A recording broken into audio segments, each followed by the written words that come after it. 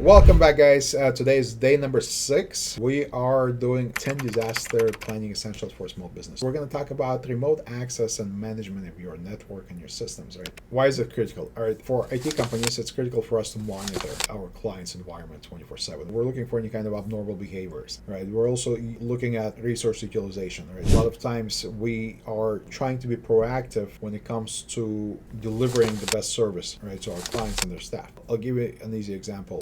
You could have a power user, great team member, they're working their butts off, but they're getting frustrated, right, because their system is slow. By looking at the resources that they've been using, we can see their memory has been maxed out. They're utilizing most of the storage, processing power, right? We're monitoring for those things. We have thresholds and alerts set up in place to say, hey, Joe over here really in need of a new system. He's been maxing out his system for the past 6 months. We really should get him a new system that's going to allow him to work better and things like that.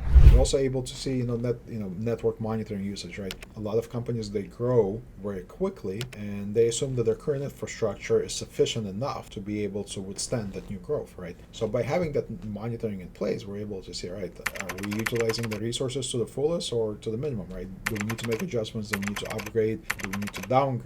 It also allows us to monitor for any potential issues, right? We're monitoring your servers, your workstations for alerts, whereas alerts, the big ones that we monitor for any kind of storage alerts, right? We're running low on space, kind of hardware alerts, right? Bad, errors on the drives, that's a big one, right? We don't want to lose it. Any kind of hard drives that would potentially end up in, with data loss, power issues, things like that. So by having that pulse, it's like basically having a health monitor on all of your equipment, your infrastructure that signals when something's a little off, maybe it's just, a glitch, or maybe it's like a early warning sign that we can take into consideration and prepare for it. It also helps you with the budget, right? If we can say, hey, Mr. Client, it looks like you're utilizing most of your resources. We're about 80%, 90% now. Probably in 4, 5, 6 months, we're going to need to add a server or do something else. So you have enough time to, budget for it instead of coming to, your server's down. We need a new server today. Which one do you prefer? If you need help with your infrastructure monitoring, please reach out to us. Our contact information is below. I'm Igor Pinchevsky, CEO and founder of itfirm.com, and looking forward to you in the next video. Thank you so much for watching.